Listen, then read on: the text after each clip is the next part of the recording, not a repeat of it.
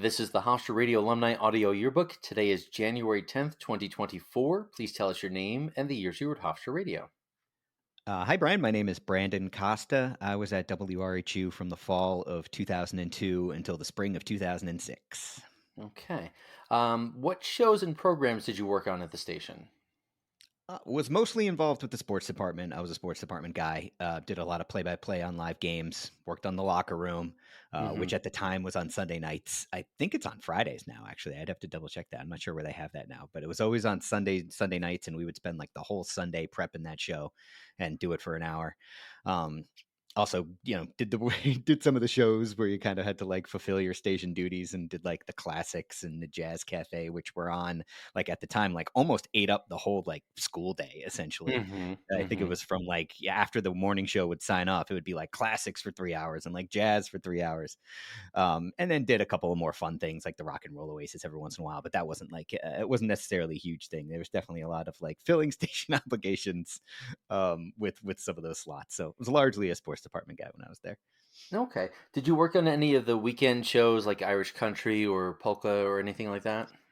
A little bit here and there. I mean, we would interact with those folks a lot because we would be there on Saturdays doing games and Sundays like prepping the locker room, and usually we would be around in some capacity to help out with the various marathons that they would do, like the Italian marathon and polka. We were always very close with Basha because polka Hmm. would be on Sunday afternoons, and we would be prepping the locker room, and I'm sure she probably wanted to kick us all out because we were milling about while she's trying to do her show, but she was always wonderful to us.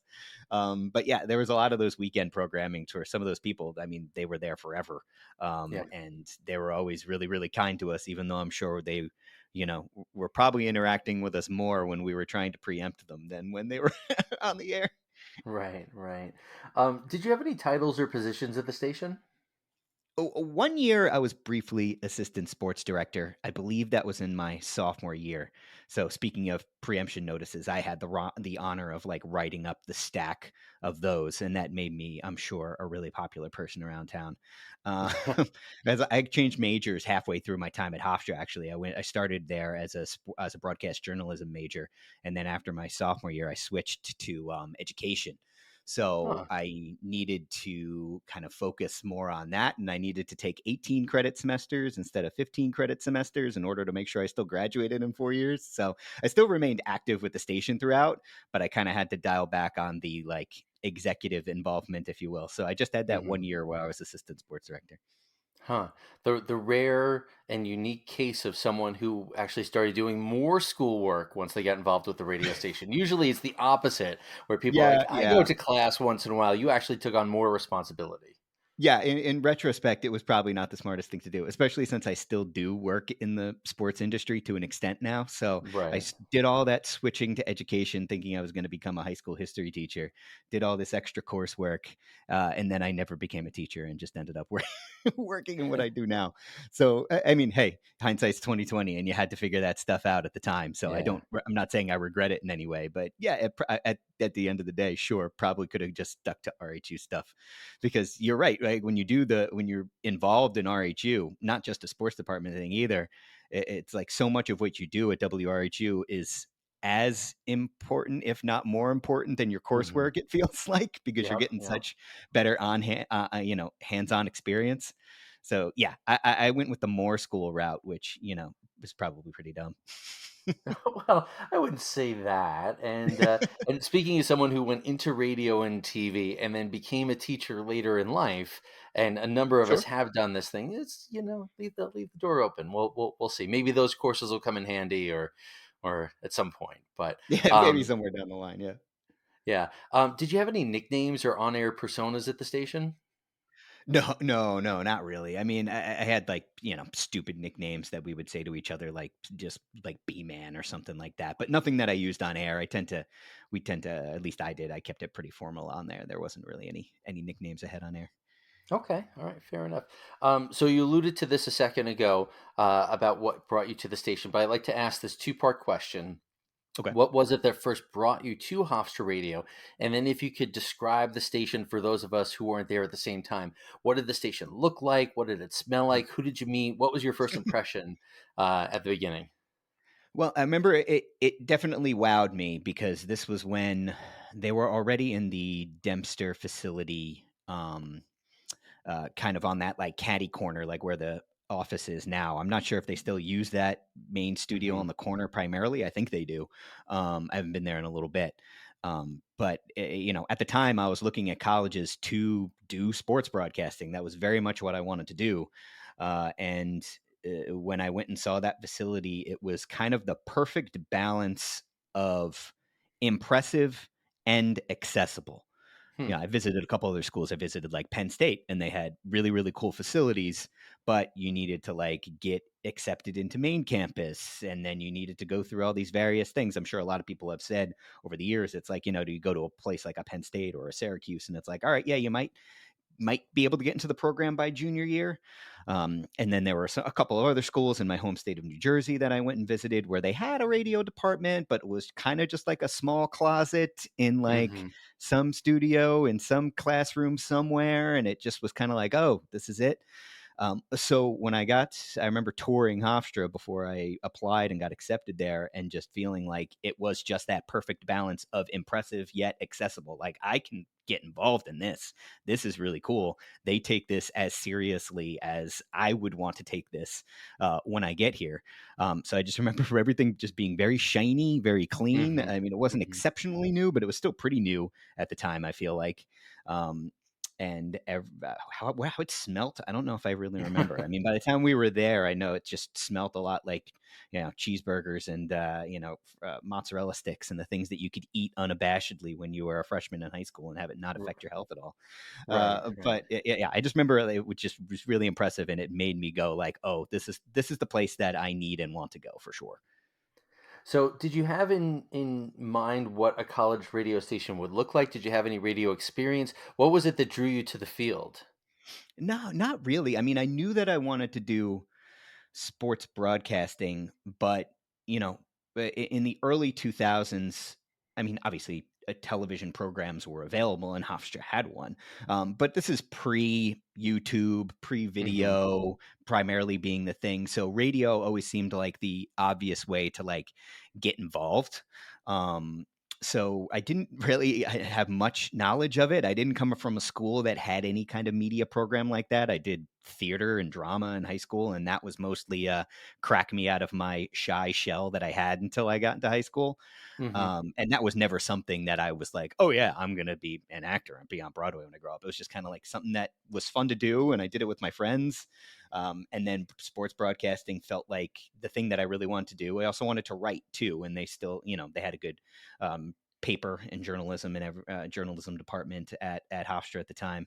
So honestly, I didn't know what a radio station would look like until I Hmm. started touring campuses. So I definitely went in pretty blind, and I think that kind of naivete kind of helped me a little bit because I was able to kind of come in with a non-judgmental eye. It wasn't like there was even any schools where I was like, oh, I really got to go to this school because that's where the best Hmm. sports broadcasters go. I kind of like looked at the 5 to 10 schools that I toured, and Hofstra was the one that really stood out in a big way. And I'm kind of glad it turned out that way. And I kind of went in with kind of, a clear head because it allowed me to kind of judge the programs not on name brands. Cause it's very easy to be like, oh, you want to go to like a Penn State or something like that. Right. I was able to just say, like, no, this is the school that will genuinely offer me the best opportunities right out of the gate.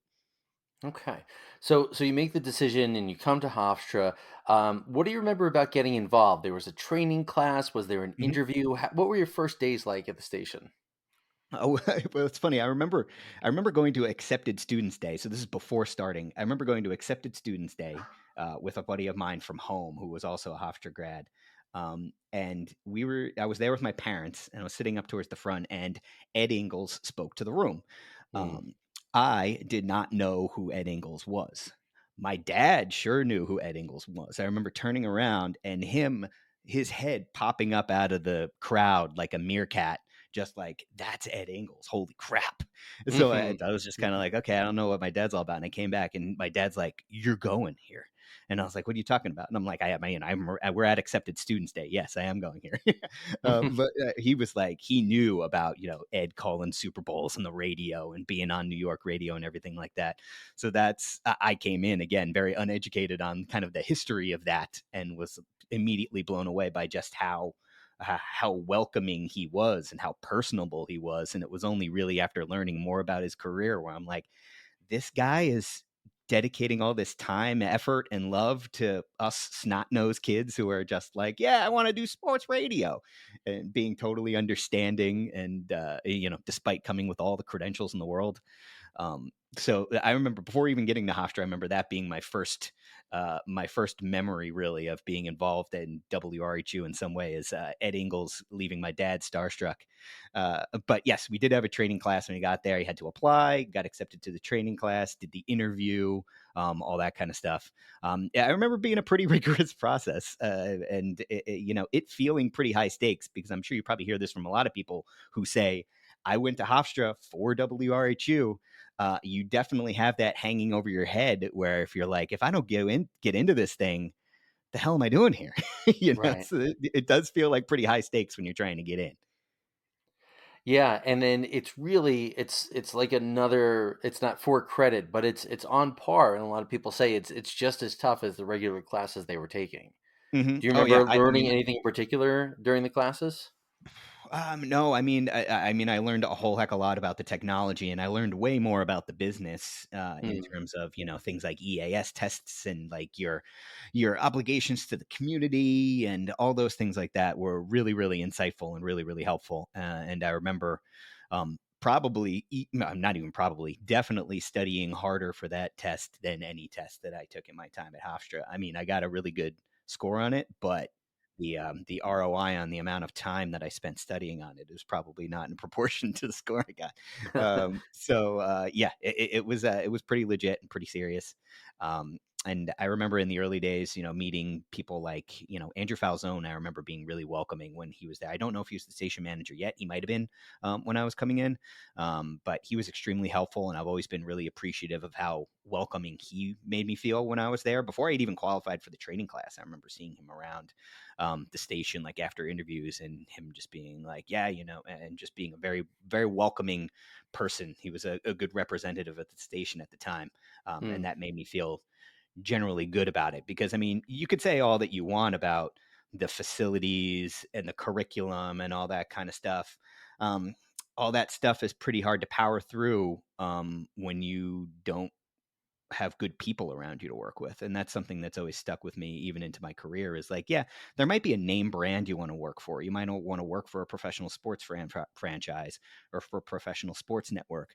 But at the end of the day, who are you working for and who are you working with? And that always stuck out to me as one of my favorite parts of WRHU, is that there was a lot of really smart, likable people who cared about what they were doing. And that's just a mhm, really positive environment to be a part of. mm. So you can't do better than getting an introduction from Ed Ingles and Andrew Falzone. Just really good guys, smart guys, capable. What were The your first best. impressions of Bruce? Bruce, oh, I mean, Bruce, when you talk about it, everything in the beginning feeling like high stakes, he definitely made things feel like high stakes in the very beginning. He was the one that probably came in, and I always loved Bruce. I had a great relationship with Bruce, and obviously, I miss him dearly now. Um, I was so bought in. I was so drinking the Kool-Aid in the beginning that when, Mhm. he was giving his speeches in the beginning of like the training classes, I was like, yeah, yeah, this is life and death. This is big deal. This is big time, like, and he instilled an appreciation in what we were doing and what we were trying to be a part of. And I think that was a huge underrepresented or underappreciated part, at least when you're there, because you're a kid and you don't really know any better. An underappreciated factor, Bruce, was in what made the station operate so well when he was not there. I look back now at times and I'm like, most of the time it was only students on air in the building, on the microphones, running the boards. Obviously, people like Bruce and Ed and Joel Meyer, who was ops manager at the time when I started there. um, they were all very present and they were fantastic leaders, but everything that they did, I think, was most valued at the times when they were not in the room. Because you think about just like kids, just literally 18, 19, 20-year-old kids running a radio station like it's a real radio station. And most of that was because, Bruce instilled that respect for what we were doing and respect for the institution that is the station. And I think that he deserves a lot of credit for that, um, in that it ran so well, even in his absence. Hmm. Yeah, I think throughout the history of Hofstra Radio, there's always been this amount of responsibility on the students' heads. There's a lot of opportunity to do all sorts of things, but you have to demonstrate the responsibility and the dedication to the job. And I think that weeds Mhm. out a fair amount of people. But For it sure. sounds like you're in a really good position. You go through this program, you're taking it seriously, you pass the test. Now it's time for your first time on the air. Do you remember what that was like? What you were thinking? What you were feeling? No, I mean, the first time I was on air was definitely had to have been a sports hit at the end of a news line. That Hmm. was kind of how they got us going at the time, and that might still be the case now. I'm not sure, but yeah, basically you would get a news line shift, and there would be 3 minutes at the end for sports. And I recall Ed being right there in the room with all of us while news was getting done, went down the line, did all the different segments, and then got to sports at the end. And I found it so cool that he was that dialed in, and it was probably like a random Tuesday afternoon. God only knows when it was. He gave me notes right away. And, I remember those things in the beginning. And I don't mean to make this sound cocky at all. I was just like, I'm just reading some words off a piece of paper. Like it's not that Hmm. hard. But then once you start getting the notes from him, you're like, oh yeah, there really is like an art to this, and there's a way to make this tighter and cleaner, and you got to think about how the person, what are the conditions that the person is listening to this in. This isn't like writing for a newspaper, or this isn't like writing for a website. This is like you're really trying to give people information as succinctly and as entertainingly, if that's a word, as possible. So I think right off the bat there, I gained a greater appreciation pretty quickly of just kind of the art that goes into making something informative and entertaining simultaneously in a radio environment. I don't recall the first time I did play by play on something. I can't think of when that was. I can certainly recall the last game that I did on play by play because it was a pretty dramatic Hofstra lacrosse loss, but that's another story that we can get into if you want to. But but yeah, I remember that first time definitely like going in a little naive and being like, how hard could this be? And it's like, oh, sure, if you want to read words off the paper, you can do that. But if you want to be good at this, listen to the things that like Ed's telling you right now. Hmm. Hmm. So I was wondering if you wouldn't mind indulging me here a little bit because I'd like to get a sense of the studio and space. And you were talking about, I guess, what they would call Studio South now, or Hmm. sort of that fishbowl aspect. So there's the board and a board operator and perhaps a host. And then if I remember correctly at the time, the there was sort of like a wraparound uh, Yep. table. Could you describe a little bit about that and who's in the room during Newsline? How are people moving around? What's the feeling like? Yeah, it was in that studio, and yeah, you described it pretty well. Usually, there was a board op, like someone dedicated to board opping and engineering, right behind the board, and then the person running the who was basically the lead news anchor would kind of sit all the way at the end, kind of. Away from the door, like there Hmm. used to be a big rack, a big wall of CDs over in that corner, which I have to imagine does not exist anymore. Because why would it? um, Hmm. big wall of CDs in the corner, and then there was like a big desktop computer kind of at the end. And usually the person hosting the show got that like desktop computer and had the script there, and then they kind of like go down the line.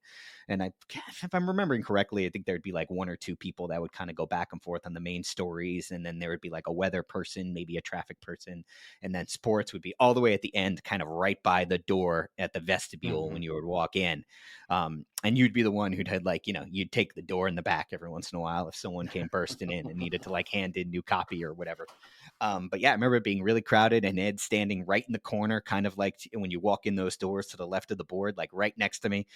So it did kind of hit me a little bit in that moment when you're going on the air for the first time, and Ed Ingles, who I now have this new appreciation of understanding his background and everything, and he's standing literally like 2 feet from you.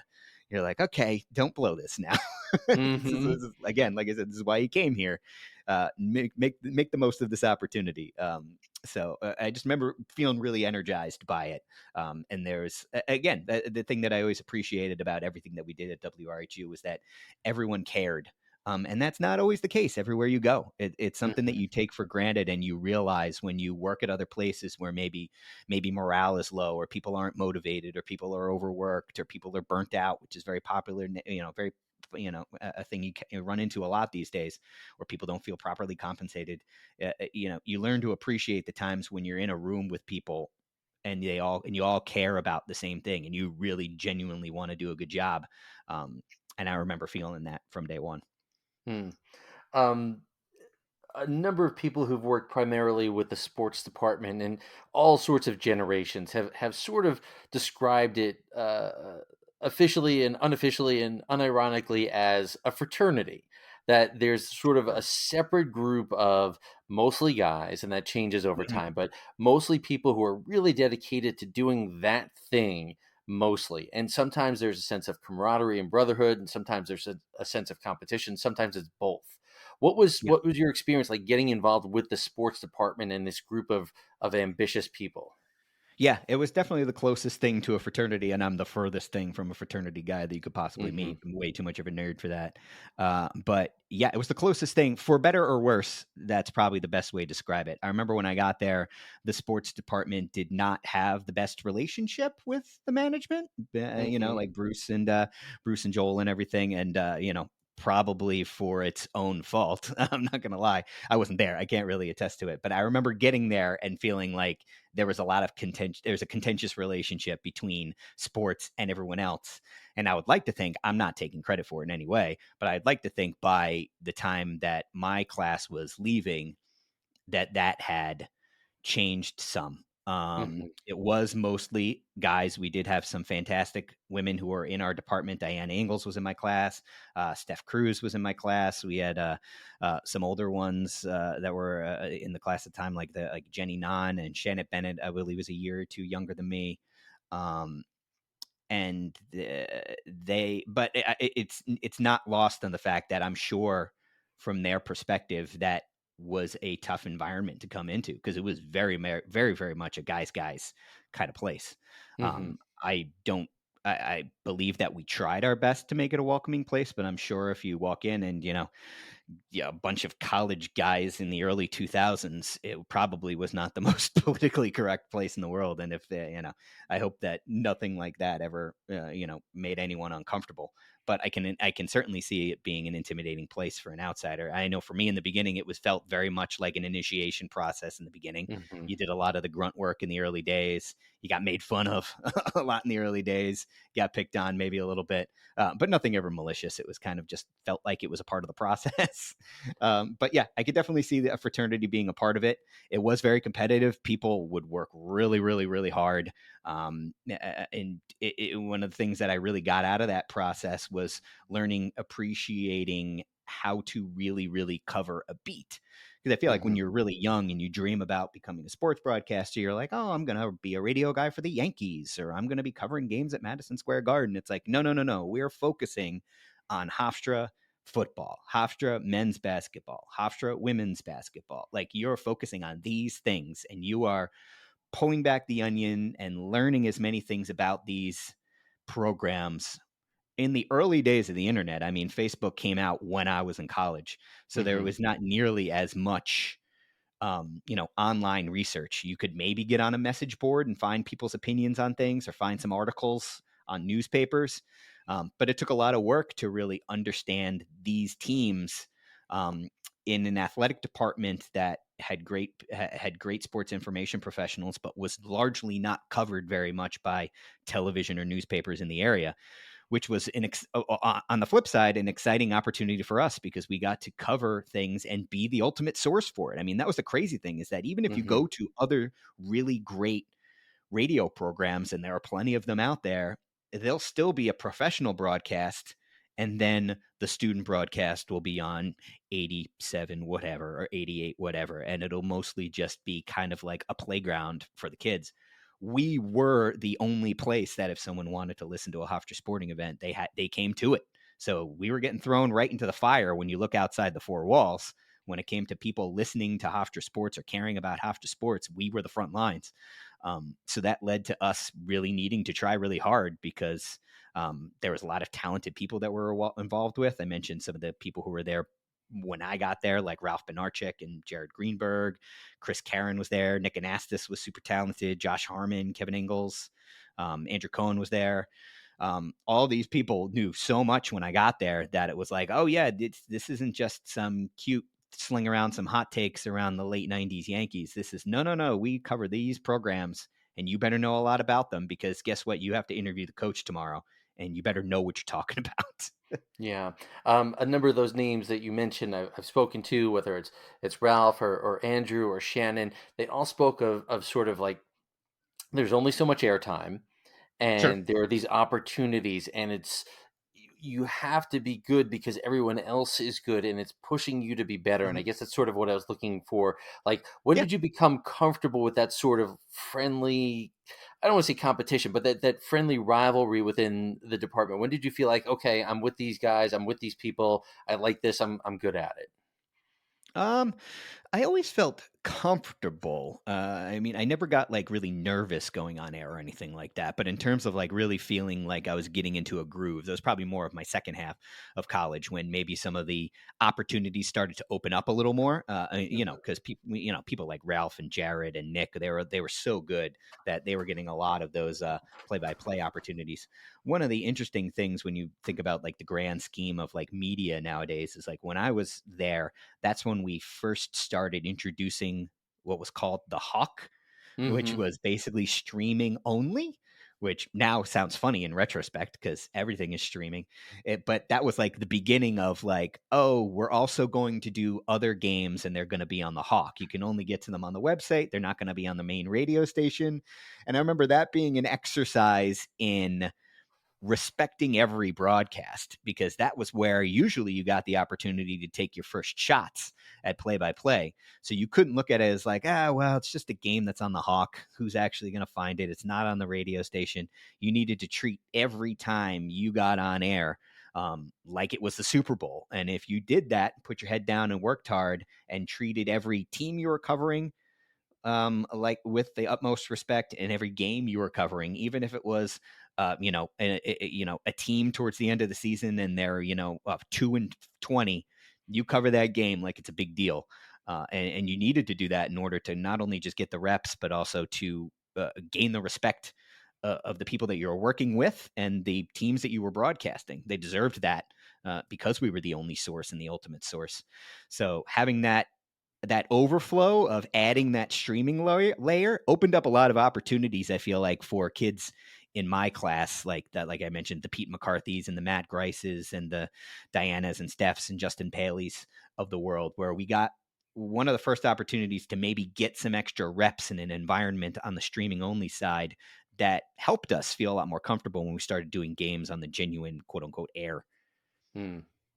I wish I could remember the exact way you phrased it just a minute ago. I think it was something like you learn to respect every broadcast or respect every game, Mhm. and I really like that idea. Was that something that you think kind of came out of the department? Did that come from Ed and Bruce? Where did that idea come from? Um, I mean, Ed, I'm sure deserves a lot of credit for it. I think that a lot of that came from organically within us. I Mhm. mean, I think that we really took a lot of respect in the schedule. Like we always would have a big meeting, usually at the beginning of the semester, and like lay out the schedule and find out which opportunities you got.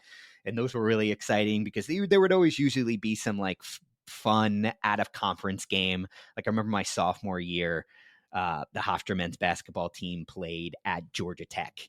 So we were going to get to go to Atlanta, and like I honestly, the first time I ever went on a plane in my life was for a WRHU sports broadcast. We were doing Mm. a men's lacrosse game my sophomore year at Notre Dame. So we flew to Pittsburgh and then connected and went to South Bend for that game against Georgia Tech in Atlanta. We drove. We were like on the T bus and we drove all the way down to Atlanta with the team. Um, that was I remember those meetings being a really big deal because you would see the schedule and you would see the opportunities and the games you were going to get, and that was really really cool. And that's maybe where a lot of the competitive side came out. Sure. But I don't really ever really recall, at least for me personally, feeling any like animosity or rivalry with any of the people that I worked with on a regular basis, especially in my class, because it always felt like there was enough opportunities to go around, and whoever was the sports director at the time did a good job of um, giving the people who deserve the opportunities the most opportunities, but also kind of spreading the love around and giving people, opportunities to do some games here and there for various clubs that it always kept you excited. It always kept you looking forward to something new down the line. Hmm. So it sounds like once you were cleared, you jumped in with Newsline, and I guess you start doing games in the locker room. What were those early days like? Getting used to doing those shows or broadcasts. Yeah, I think you learn just how much time goes into putting one of these things together. Hmm.